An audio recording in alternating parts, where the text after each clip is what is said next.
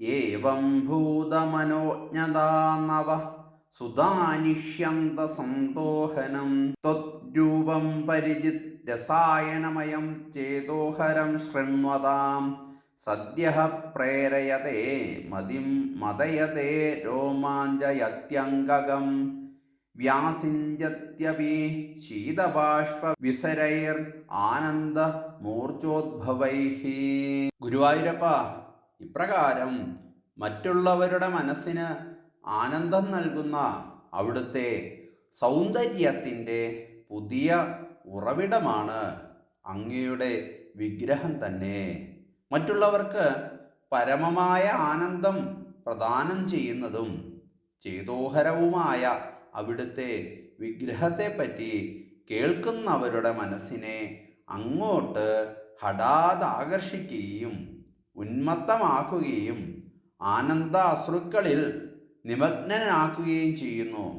ഗുരുവായൂരപ്പൻ്റെ ആ ദിവ്യ മോഹനമായതും ചേതോഹരവുമായ രൂപത്തെപ്പറ്റി കേൾക്കുമ്പോഴത്തെ അവസ്ഥ ഇതാണെങ്കിൽ പ്രത്യക്ഷത്തിൽ കാണുമ്പോഴത്തെ അവസ്ഥ എന്തായിരിക്കുമെന്ന് ഊഹിക്കാം. ആ ദർശനം മറ്റുള്ളവരുടെ മനസ്സ് അവിടെയാണ് തളച്ചിടപ്പെടുക. പിന്നെയും പിന്നെയും കാണണമെന്നുള്ള അവസ്ഥ സംജാതമാകും. അത്ര മനോഹരമാണ്, മനോമോഹനമാണ് ആ രൂപം എന്നാണ് ആചാര്യൻ പറയുന്നത്. ഗുരുവായൂരപ്പനെ ഇത്രയും ഭക്തിയോടുകൂടി വർണ്ണിക്കുക മറ്റാർക്കാ കഴിയുക? ഭഗവാന്റെ ഭക്തനല്ലാതെ.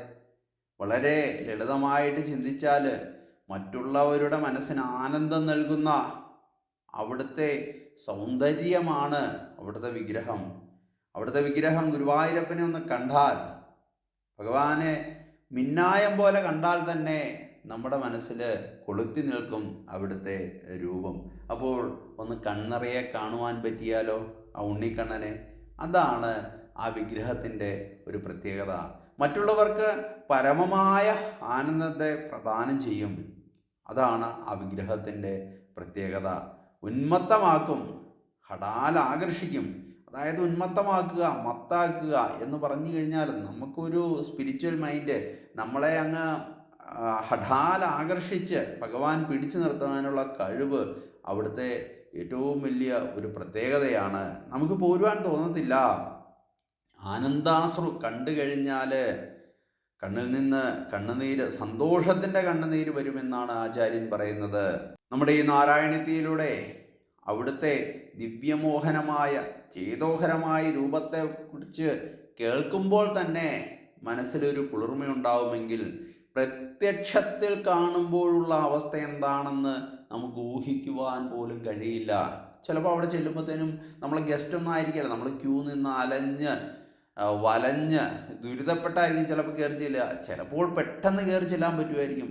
ചിലപ്പോൾ യാത്രയൊക്കെ ചെയ്ത് ഉറക്കളച്ച ക്ഷീണത്തോടു കൂടിയൊക്കെ ആയിരിക്കും നിർമ്മാല്യത്തിന് കയറി ചെല്ലുക. പക്ഷേ ഭഗവാനെ ഒരു നോക്ക് കാണുന്നതോടുകൂടി നമ്മുടെ ദുഃഖങ്ങളും പോയി, ദുരിതങ്ങളും പോയി, നമ്മുടെ അലച്ചുകെട്ടുകളെല്ലാം മാറി നമ്മളൊരു ഫ്രഷ് മൈൻഡായി മാറും. അതാണ് ഗുരുവായൂരപ്പൻ്റെ ഒരു പ്രത്യേകത. എല്ലാവർക്കും ഭഗവാന്റെ അനുഗ്രഹം ഉണ്ടാകട്ടെ എന്ന് പ്രാർത്ഥിക്കുന്നു. ഓം നമോ നാരായണായ.